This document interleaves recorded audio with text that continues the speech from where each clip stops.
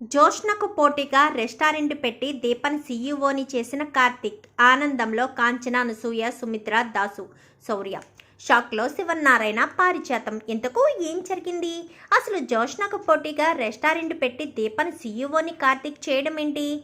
అంటే కార్తిక్ జోష్న రెస్టారెంట్స్లోంచి మానేశాడా, లేక దీపన్ సీఈఓ పెట్టడం కోసమే రెస్టారెంట్ ఓపెన్ చేశాడా? అసలు ఏం జరిగిందనేది వీడియోలో చూసి తెలుసుకునేద్దాం. కార్తీక దీపం, ఇది నవ వసంతం. అప్కమింగ్ ఎపిసోడ్స్లో ఏం జరగబోతుందో ముందుగా తెలుసుకోవాలి అనుకుంటే వీడియోని లైక్ చేయండి, ఛానల్ని సబ్స్క్రైబ్ చేసుకోండి, పక్కనే ఉన్న బెల్ సింబల్లో ఆల్ పై క్లిక్ చేయండి. ఎలా చేయడం వల్ల అందరికంటే ముందుగా చూడవచ్చు. మొత్తం మీరు చూసుకున్నట్లయితే ఇంకా జోష్న సీఈఓగా ఉన్నప్పటికీ ఇంకా కార్తీక్ చేయకూడదనే నిర్ణయం తీసుకుంటాడు. కానీ జోష్న చెప్పిన మాటలకి ఇక్కడ దీప మీ తాతయ్య గారి మనసును బాధ పెట్టద్దు అని చెప్పిన మాట జ్ఞాపకం వచ్చి సరే అన్నట్టుగా ఓకే చేస్తాడు. ఇంకా కార్తీక్ బయలుదేరిన తర్వాత ఒక్కసారి నా చేతిలోకి చిక్కావు బావా, నిన్ను వదిలిపెడతానా? దీప మెళ్ళలో ఉన్న తాళిని నా మెళ్ళలో వేసుకునేంత వరకు కూడా వదిలిపెట్టను అని చెప్పి జోష్న అయితే అనుకుంటుంది. కార్తీక్కి జోష్న ఉద్దేశం ఏంటో తెలుసు, అందుకనే కార్తీక్ని మానిపించలేదు అన్న ఉద్దేశం కూడా తెలుసు. ఇంకా ఏదో ఒకటి చెయ్యాలి అని ఆలోచిస్తూ ఉండగా అప్పుడే స్వప్న అయితే ఫోన్ చేస్తుంది. ఏంటన్నయ్య ఎంతటి అన్యాయం ఏంటి అని చెప్పాను. కానీ ఏమన్యాయం స్వప్న అని చెప్పనేసరికి నాకు తెలుసు అన్నయ్య, నిన్ను సీఈఓగా తప్పించి జోష్నను సీఈఓ చేశారంట కదా అని చెప్పాను. కానీ ఈ విషయం మీకెలా తెలుసు అనేసరికి ఉన్నారు కదా పారిజాతం అమ్మమ్మ గారు, ఓ తెగ సంతోషంగా స్వీట్లు పంచుతూ మరీ వచ్చారు. నిన్ను వాళ్ళు బానిసగా చూస్తున్నారంట అని చెప్పాను. కానీ వాళ్ళు నన్ను బానిసగా చూడడం లేదు. ఏం చేయాలో అదే చేస్తాను. అయినా నీకు రెస్టారెంట్ల మీద అవగాహన ఉందా అనగానే, నువ్వు నాకు తోడుగా ఉంటే అన్నింటి మీద అవగాహన వస్తుందన్నయ్య అని చెప్పనేసరికి సరే నేను లోన్ పెడదామనుకుంటున్నాను, నువ్వు రెస్టారెంట్ చూసుకుందో కానీ నేను రెస్టారెంట్ పెడతాననగానే సూపర్ ఐడియా అన్నయ్య అనగానే ఈ విషయం ఎట్టి పరిస్థితుల్లో ఎవరికీ తెలియకూడదు, స్టార్ట్ చేసేంత వరకు కూడా ఈ విషయాన్ని రివీల్ చేయొద్దు అనగానే సరే అన్నయ్య ఎవరికి విషయాన్ని చెప్పను అని చెప్పి ఇంకా స్వప్న అంటుంది. కార్తీక్ తన సర్టిఫికెట్స్లో బ్యాంక్లో లోన్ పెడతాడు. లోన్ పెట్టేసరికి ఆల్రెడీ జోష్న రెస్టారెంట్స్ అవి నడిపిన సీఈఓగా నడిపిన అన్నీ కూడా తెలుసు కాబట్టి బ్యాంక్ మేనేజర్స్ కూడా సరే లోనే కదా ఇస్తామని చెప్పాను. కానీ షూరిటీ సంతకం కావాలనేసరికి అప్పుడే అదే బ్యాంకుకి అమౌంట్ కట్టడం కోసమని శ్రీధర్ వస్తాడు. కార్తీక్ లోపలికి వెళ్ళడం చూసి ఇంకా కార్తీక్ వెనకాలే వెళ్తాడు. వెళ్ళి షూరిటీ సంతకం నేను చేస్తానంటూ శ్రీధర్ చెప్పేసరికి కార్తీక్ ఏం మాట్లాడకుండా సరే సార్ మీరే షూరిటీ ఇస్తానంటే నాకు ఓకే, అయినా మీ అకౌంట్ మా బ్యాంక్లోనే కదా ఉంది అని చెప్పి ఇంకా మేనేజర్ కూడా ఒప్పుకుంటాడు. ఇంకా షూరిటీ కింద సంతకం పెడతాడు శ్రీధర్. అయితే ఇంకా వెంచర్ స్టార్ట్ చేస్తారు. ఇంకా స్టార్ట్ చేసి శౌర్య రెస్టారెంట్ అని బోర్డు కూడా పెట్టి వెంచర్ స్టార్ట్ చేస్తారు. స్టార్ట్ చేసి మొత్తం రెస్టారెంట్ మొత్తం కంప్లీట్ అయిపోతుంది. ఇంకా ఆ రెస్టారెంట్కి సీఈఓగా దీపన పెడతాను. కార్తీక్ బాబు నాకేం తెలుసనే అని చెప్పాను. కానీ నీకేం తెలిసినా తెలియకపోయినా నువ్వే సీఈఓవి, నీకు హెల్ప్గా స్వప్న ఉంటుంది. ఏ స్వప్న అనగానే ఖచ్చితంగా అన్నయ్య నేను చూసుకోవాలి వదిన, ఈ రెస్టారెంట్ మొత్తం ఆల్రెడీ అన్నయ్య జోష్న రెస్టారెంట్స్ చూసుకుంటున్నాడు కాబట్టి నేను ఈ రెస్టారెంట్స్ చూసుకోవాలి. నిన్ను సీఈఓగా పెట్టారంటే మనం ఏమాత్రం తక్కువ కాదని వాళ్ళు అనుకునేటట్టుగా మనం ఈ రెస్టారెంట్ని నడిపించి చూపించాలి అని చెప్పనేసరికి ఏంటి దీప ఇంకా ఆలోచిస్తున్నావా అని చెప్పాను. కానీ లేదమ్మా ఇది వర్కౌట్, ఇది జరుగుతుందా లేదా అని చెప్పనేసరికి ఖచ్చితంగా జరుగుతుంది, కార్తీక్ అనుకున్నాడంటే ఖచ్చితంగా చేస్తాడు, స్వప్న కూడా తోడుంది కాబట్టి ఒప్పుకో అనగానే సరే కార్తీక్ బాబా అనగానే ఇంకా ఆ రోజు నుంచి రెస్టారెంట్ స్టార్ట్ చేస్తారు. అప్పుడు కానీ శివన్నారాయణ వాళ్ళకి తెలియదు. ఏంటి నువ్వు రెస్టారెంట్ స్టార్ట్ చేసావు అనగానే అవును స్టార్ట్ చేశాను, దీపని సీఈఓగా చేశాను అంటూ ఇంకా అంటే శివన్నారాయణ అడగడు కానీ జోష్ని అడిగేటట్టుగా చేస్తాడు. నువ్వెలా రెస్టారెంట్ స్టార్ట్ చేస్తావు, మా రెస్టారెంట్లో వర్క్ చేస్తున్నావు కదా అని చెప్పాను. కానీ నేనేమీ మీకు అగ్రిమెంట్ చేయలేదు కదా, మీకేమీ నేను రాయలేదు కదా, నేను ఎక్కడ ఏ వర్క్ చేసుకోనని, ఏ బిజినెస్ స్టార్ట్ చేయనని చేయలేదు కదా. అయినా బిజినెస్ నేను చూసుకోవడం లేదు, స్టార్ట్ చేసింది నేనే. కానీ నా భార్య అక్కడ సీఈఓగా ఉంది, నా చెల్లెలు అక్కడ మెయింటెనెన్స్ చేసుకుంటుంది.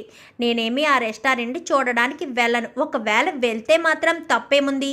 నేను మీకు అగ్రిమెంట్ రాయలేనప్పుడు నేను ఏం చేసుకున్నా నా ఇష్టపూర్వకంగా అది జరుగుతుంది కాబట్టి ఇంకా జోష్ని ఏం మాట్లాడడానికి అవకాశం ఉండదు. ఎందుకంటే అగ్రిమెంట్ రాయలేదు కాబట్టి కార్తీక్ ఏం చేసుకున్నా వాడు ఇష్టపూర్వకంగా చేసుకోవడానికి అవకాశం ఉంది. మనం ఏం చేయలేంలే నాన్న, వదిలేసేయి, వాడు ఏదో స్టార్ట్ చేశాడు కదా, వదిలేసే అంటూ దశరథ్ మాట్లాడతాడు.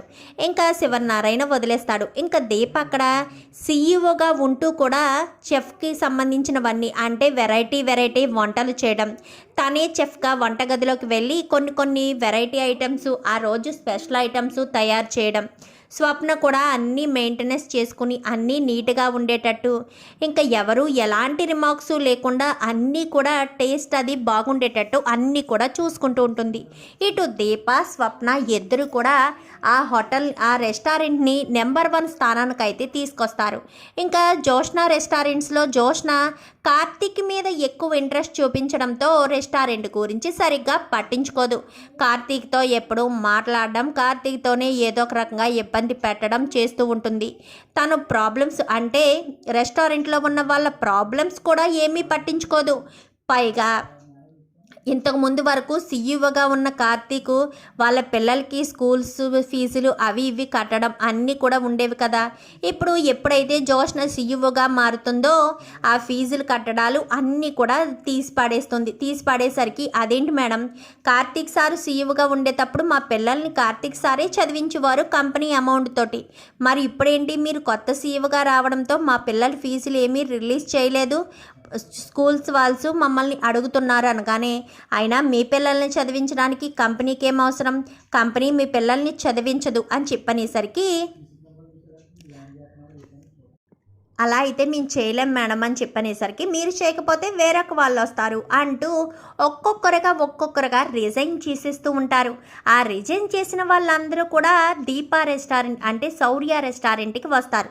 దీపా సీఈఓగా ఉన్న ఆ రెస్టారెంట్కి వచ్చేసరికి, మేడం ఏదో ఒక వర్క్ ఉంటే చెప్పండి మేడం, సారు అక్కడ సీఈఓగా ఉన్నప్పుడు మాకు చాలా బాగా ఫెసిలిటీస్ అన్నీ ఇచ్చేవారు, కానీ ఇప్పుడు జోష్న మేడం సీఈఓగా ఉన్నారు కానీ మమ్మల్ని అసలు ఏమీ పట్టించుకోవట్లేదు, పిల్లల స్కూల్ ఫీజులు అన్నీ మేమే పే చేయాలంటే కష్టం కదా మేడం, అయినా సారీ మా బాగోగులన్నీ చూసుకునేవారు, ఇప్పుడు ఈ మేడం వచ్చారు కానీ ఏమీ పట్టించుకోవట్లేదు అని చెప్పనేసరికి, సరే వదిన మనకి ఎలాగా రిక్వైర్మెంట్ ఉంది కదా, సరే మనం స్టాఫ్ని తీసుకుందాం, మనము ఎక్స్టెన్షన్ చేయాలి అనుకుంటున్నాం కదా అని చెప్పాను. కానీ సరే ఒకసారి మీ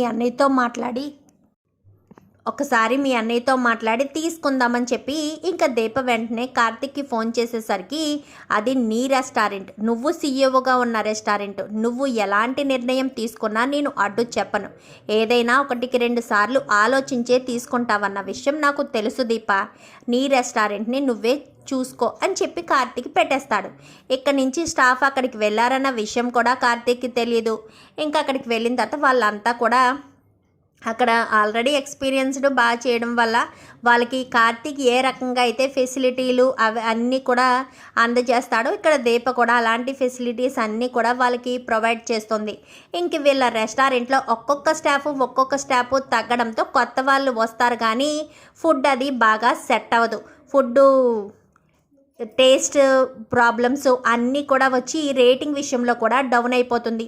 మళ్ళీ బోర్డు మీటింగ్ ఏర్పాటు చేస్తారు. బోర్డు మీటింగ్ ఏర్పాటు చేసేసరికి, ఏంటి రెస్టారెంట్లు మీకు అప్ చెప్పేసరికి ఏ రేంజ్లో ఉన్నాయి, ఇప్పుడేంటి రేంజ్ పడిపోయాయి అని చెప్పాను. కానీ నేనేమీ ఇంతకుముందు సీఈఓ చేసినట్టు ఏమీ చేయడం లేదు, అయినా వాళ్ళ బాగోగులు చూడవలసిన అవసరం ఏముంది, వాళ్ళ ఫీజులు కట్టి వాళ్ళకి ఇన్సూరెన్సులు చేయించి అవన్నీ ఎందుకు చేయాలి అనగానే, యాజ్ ఏ సీఈఓగా కొన్ని ప్రిన్సిపల్స్ ఉంటాయి, వాటిని బట్టి రూల్స్ బట్టి ముందుకు సాగాలి, అంతే తప్ప మనకిష్టం వచ్చినట్టు చేయాలి అంటే ఇది ఒక పెద్ద సంస్థకు చెడ్డ పేరు వస్తుంది. 5 స్టార్ రేటింగ్తో దూసుకుపోయే ఈ రెస్టారెంట్లు ఇప్పుడు 3 స్టార్ 2 స్టార్ రేటింగ్స్తో దూసుకుపోతున్నాయి. రోజుకి కస్టమర్లు తగ్గిపోతున్నారు. ఫుడ్ రెడీ చేసే క్వాంటిటీ తగ్గిపోతుంది. అయినా పాత వర్కర్స్ అందరినీ తీసే హక్కు అధికారం ఎవరిచ్చారనగానే ఐఆమ్ ఏ సీఈఓ అంటూ మాట్లాడేసరికి శివన్నారాయణ కాస్త షాక్ అవుతాడు. కార్తీక్ లోపల నవ్వుకుంటూ ఉంటాడు. ఇలానే జరిగితేనే బుద్ధి వస్తుంది మా తాతయ్యకి, లేదంటే జోష్నని తీసుకొచ్చి పొగరబోద్దని తీసుకొచ్చి సీఈఓగా పెడితే ఇలానే ఉంటుంది అని చెప్పి మనసులో అనుకుంటాడు. ఇంకా శౌర్య రెస్టారెంట్స్ మాత్రం రోజు రోజుకి దినదిన అభివృద్ధి జరుగుతూ ఉంటుంది. ఇంకా అక్కడ దీప సీఈఓగా మెయింటెనెన్స్ స్వప్న అందరూ కూడా చూసుకుంటారు.